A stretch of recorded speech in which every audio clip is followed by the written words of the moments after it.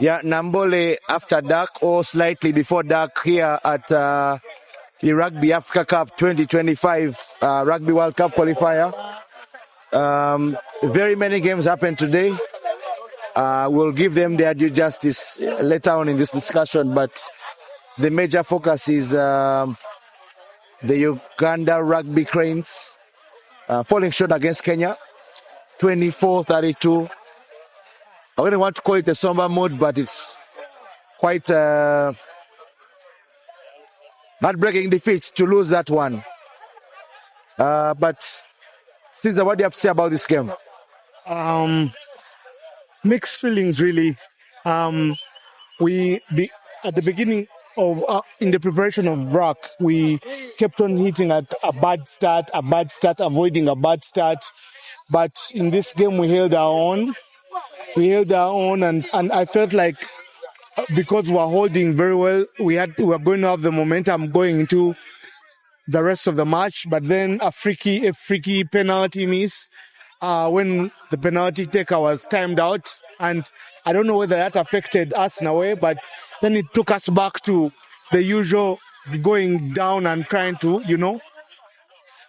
come back up. I felt like after that timed out kick, a bit of, mentality became shaky. Then we lost control. The halfbacks didn't have very good control of the game. We didn't have control of the game, and we ended up. I felt like our scrummages were really holding and were doing well. Our lineouts were near perfect. Kudos to the lineout team. Near perfect, but we didn't use those set pieces to take us forward, and I don't know why that happened. I don't know whether it was psychological, but bitter feeling because for the first time in a long time against a Kenyan team, we hold, and we first go behind, then come back to. But this time we started really well, but we didn't capitalize on those good moments. Yeah, powered by Rock Boom here. Do get a Rock Boom. Energize yourself after a long Tuesday. And then also additionally get some crystal water to stay hydrated.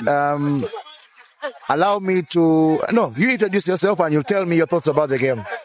My name is Naman Rijgana, Afro Sport. The game was beautiful. Beautiful team, what I can say. We had a very good team selection, very good team. But I feel like with management behind selecting the team, I really think, today it's the moment to give people their flowers. But what I can say, the selection of the team in the camp is very good. But when it came selection to people on pitch, players to coordinate, I think that's what got it wrong. But I'll give them again their flowers as the players who came from the bench. You would say that like the Chisiga, you say, what's it, Arinda, those boys put in shifts. But also on another thought, man, we can keep on coming here, second guessing. Again, we are hosts. We need to do better. Yes, as much as I'm going to give flowers, but also I think we need to work on the team selection. I really feel like we had a beautiful team with us, but we just didn't select the right team to play the first half and the second team to play the second half. But minus that, rugby was beautiful today. Rugby being beautiful. Ruben, mention of the team. We discussed this on a space yesterday. Where we were very much confident with the team and how it had been selected and how the thought process of the coaches was. But take us through your views of the game and what stood out for you and what didn't. Yeah, thank you. I think for the first time today, for those that can hear, I even lost my voice a bit, but for the first time today, I realized it's actually a Tuesday. I had lost track of time because I was in the vibe of the Rugby Africa Cup, but this has, in one way or the other, taken so much air out of me. One thing that we talked about, of course, on the space was starting with energy, and I believe the Cranes say with energy, but maybe one thing we didn't tell them is that you have to make it count with points. And it was all summarized, or maybe let me say it was all capitalized by Philip Okorachi's expiry of the kicking time, and then the referee calling for the scrum. So many opportunities that we had to hurt Kenya first, and we didn't. And again, we found ourselves in the same cycle we've always found ourselves in, where we are chasing games against Kenya, where we concede soft tries or soft points, while we work so hard to get our own. And I want to say that I struggled to. We talked about territory as one of the things being very important. I think in the game they started well, playing territory very well, but at some point we lost the plot. We reached a certain point, and I struggled to find the semblance of territory that the Rugby Cranes were playing with. What they were trying to achieve by the way they were trying to play. The backs barely played, and we usually were playing on counters. The forwards were carrying, but also you didn't see any particular rhythm, in my opinion, from the carry. So, but in between there, we kept having a few phases, a few spouts where the team did a few good things here, there. Adrian Casito, Isaac Massa, with some good defensive plays and others. But generally, as a unit as a whole, I don't think we had an understanding of what we were trying to do, or at least we bought into the idea. In contrast to Kenya, which clearly you could see what they were trying to do. Once they identified Claude Otema as being a bit having the nerves, and we talked about him being a very talented boy, but then it's going to come to things like fielding. You saw the Barry Young and Johnny Kubu kept targeting him, and they exposed him, and they created pressure out of that, and they put themselves in that position. Tries were scored off that wing, and other situations came from that as well. But in my case, I can probably speak about it for even an hour, but I think in summary what I'll say is I didn't understand the Rugby Crane structure, and I felt like we did have a few individual brilliant moments there, but we didn't look like a properly coached side, in my opinion. Yes, he talked about team selection, but I believe the boys that were selected today could have gotten the job done. But you could even see when Kenya was trying to line up even for a drop goal, they are playing their phases, set up, drop in the pockets, game, because they are trying to manage the game. And we again find ourselves in the same situation. Chase the game against Kenya, lose our identity in what we are trying to do. Somehow we get a glimpse of hope, but then we lose the game. I mean, it's been the story for 2 years, and personally, I think I am very heartbroken this time round. Yeah, imagining what's going on in the players' minds, but as those who have watched the game, I think I need to also give the game another watch. But I think very much importantly, first half dictated by the pressure Uganda faces. Off the kickoff, we knocked on the ball, gave away, I think, an infringement, line out, driving maul, secure the ball. Sorry, not secure the ball, but have it in our favor.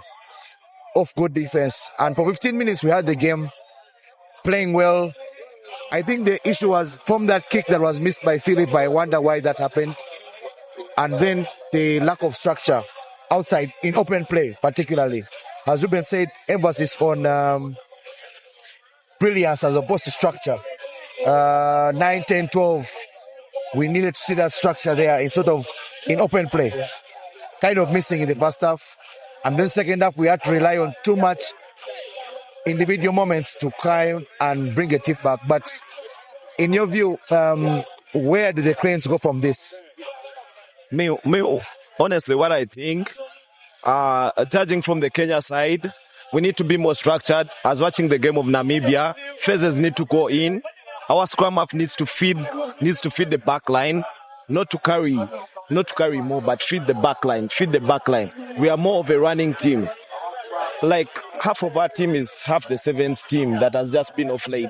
So what I think, we need to feed our forwards. We feed them, then we get results. Then players will open up. If you to look at the phases that Kenya was playing here with us, and you literally see that they would get us offside when the Kenya 12 would literally, when they would do the back in like this, because all of you are sold up.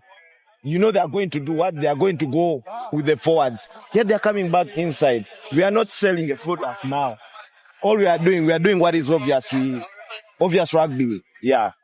Caesar, what would you call your rock boom moment of the game? My rock. Can I have two? Pick two. The first one was that unbelievable run by Adrian in the first half, where he covered so much ground and covered so much ground and was able to get us yardage. But my highest rock boom moment was, okay, I have so many, but the highest was that intercept by Chisiga. I was left in awe. He didn't score. Of course, we scored off that move, but the fact that he intercepted the ball when the other team was in our half, almost our 22, if I'm not mistaken, and in attack, and intercepted the ball and ran us and took us across back to the... I was in... it brings the doubt. You see, for me, I'm a fan, and I will always say, why didn't Chisiga start? Why didn't Blood?